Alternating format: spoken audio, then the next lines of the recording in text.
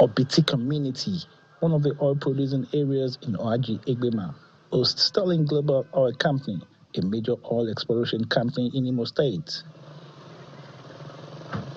Despite its natural endowment, the community suffers from poor infrastructure, including dilapidated roads and a lack of basic amenities. This one is good, you know. Residents here claim the presence of the oil company is more of a burden, as it has brought more hardship than development.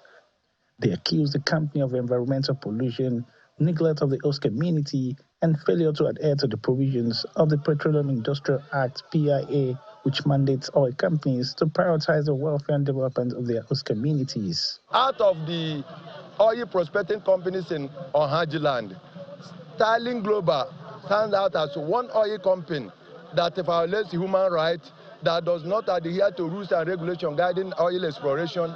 They have done so many bad things that the people of Ohaji have resolved that it must be addressed once and for all. Most alarming to the protesters is the alleged unlawful arrest and continued detention of Obiti Nwagbo, a prominent youth leader and vocal advocate for the rights of the community.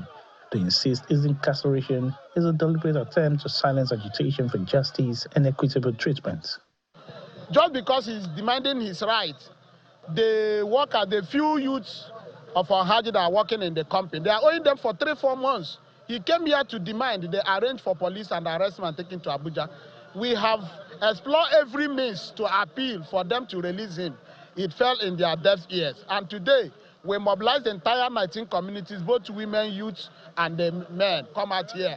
It is peaceful in the sense that we are not destroying any of their facilities. We are doing this demonstration under the ambit of law. On the spot, federal lawmaker representing the area, Eugene Dibiagu, expresses dissatisfaction with the conduct of the oil company, adding that the issue has been formally raised on the floor of the National Assembly and that the company has been summoned to respond to the allegations. The House has taken a very decisive step. They have invited Sterling Global because the 10th House is a very purposeful house. Our Speaker does not joke with the welfare of Nigerians. And that was why he has given it attention. On the 15th of this month, we have invited the Committee on Public Petition, constituted by the Speaker, has invited Sterling Global to come and appear before them to ask them questions why they are keeping that young man. What did the young man do? What did he do?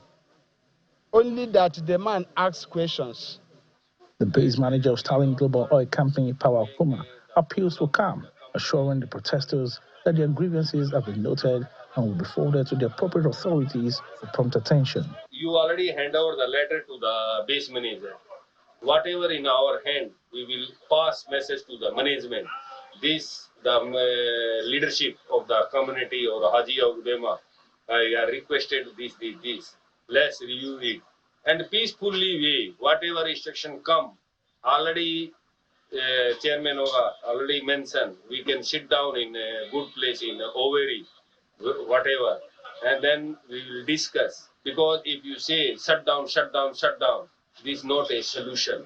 As the protesters await concrete action, they say they will not relent in demanding justice, equity, and the release of their detained leader. Ejito Kwekutei, Channels Television News.